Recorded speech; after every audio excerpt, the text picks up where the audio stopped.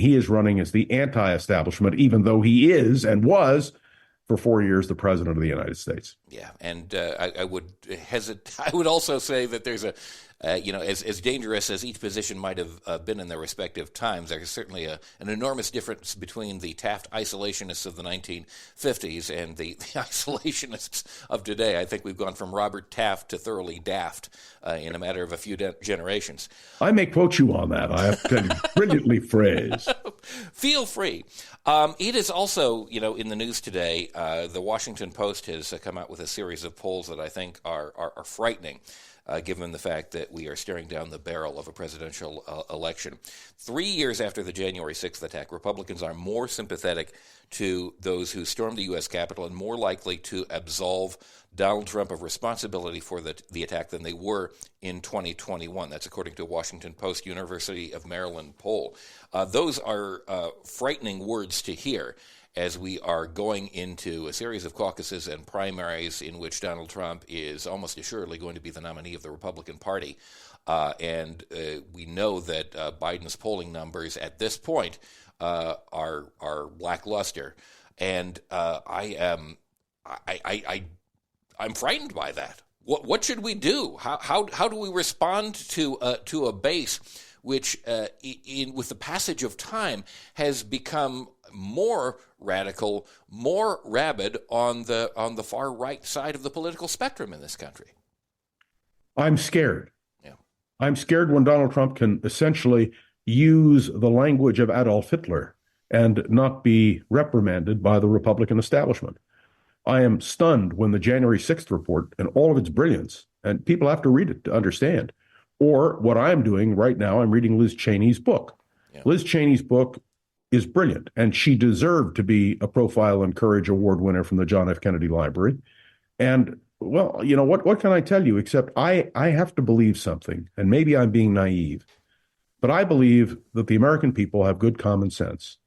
I think the American people understand what Donald Trump is. I don't think the base of the Republican Party is enough to support and to ensure his election as president. And I believe the anger of the American people in a poll like that, and more importantly, the response of independents, Democrats, women, and anti-Trump Republicans is going to be overwhelming. The Republicans have a chance of taking the United States Senate. They have a chance to get a majority, but I think most Republican insiders understand that if Trump is the nominee for president, their chances of taking the Senate are diminished. So we have to see how this plays out. We should be talking every single day, nonstop, because every day there is another major story.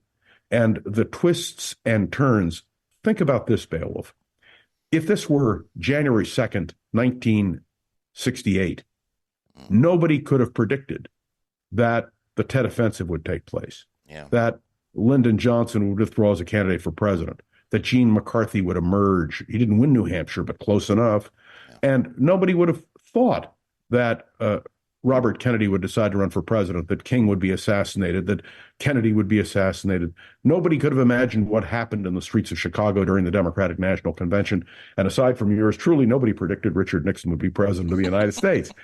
So what I love about an election year like this year is everything is unpredictable. And one other quick point. Every election for president, we say it's the most important election in our lifetime. And that's true. It is always the most important election for that moment.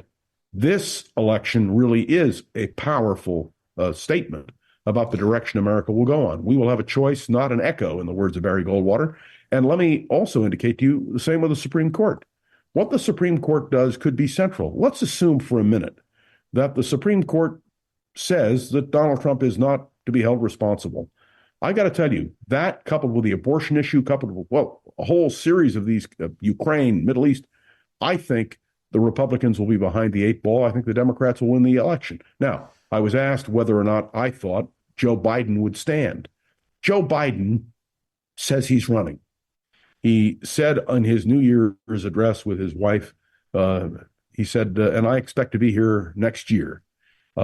The thing for Joe Biden and the Democrats is they're going to have to run a campaign that is highly negative, in addition to emphasizing the positive aspects of the Biden administration. Look, Joe Biden's 81 years old. If he were 18 years old, I'd feel a lot better. If he But were on 18 the other years old, he hand, wouldn't be allowed to run. Unfortunately, there's a bottom that's limit, true. but there's not a top limit. That's the But way I of our just want you to see that Constitution. I get everything backwards. So what I really want you to understand is this is going to be one hell of a contest, and Yeah. it may transcend personalities. One other quick point. Mm-hmm. I've got to just make this. Please. Once again, I am younger than both of the potential nominees for president of the United States. And you know what that does to reassure me about my Yes. future? Yes, I know. You have a very good point there. I remember I grew up with this wonderful book, and the most recent president was it? Yeah, it was Ronald Reagan. I had this big book of the presidents. It had like painted illustrations of each president up until Ronald Reagan. And I would flip through that book. It had all the basic facts, and I looked at that and said, Ronald Reagan, he was inaugurated at 68 years old. He's the oldest president, and now we have transcended that, and now the possibilities are so much in the favor of that end of the age spectrum that John, you keep hope alive. Those are the three words I would say unto you. To paraphrase the great Jesse Jackson, I would say, keep hope alive. You never know. If you can convince those donors to go your way, 2024, who knows? Like, it could be a strange year. We could see a Rothmann presidency. And let me assure you, were that to happen, the first interview I would grant in the White House would be to Beowulf Rothmann. Oh, fantastic. I will be on a plane to D.C. I'll book my tickets for January of next year. I am so there. John Rothmann, he is filled with wisdom and knowledge, and you should hear that which he parcels out over the course of each Monday through Friday on his podcast, Around the Political World with John Rothmann, which you can And we'll be back next Monday. Yes. I want to acknowledge the fact that because of Christmas and New Year's, Beowulf was very flexible. He didn't bump me from the lineup of his very busy show, and he allowed me to come on Tuesday. But Beowulf, I shall next Monday be waiting with anxious anticipation for what I know will be a stimulating few minutes. And I stand by to greet you at that time. John Rothmann, Around the Political World, thank you so much for being with us today on Facepalm America. My pleasure. Thank you so much for listening to the show today. I want to thank Ace Elson and Rosabelle Hine for being the producers of this program. Again, you can go to facepalmamerica.com for more information on the show. And I want you, if you can, to rate and review us on Apple Podcasts and other platforms where you can do that. I know that Spotify is among them. And tell a friend about the show.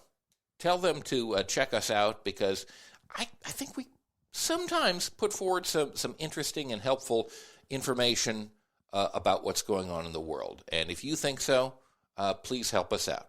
Until next time, enjoy the day.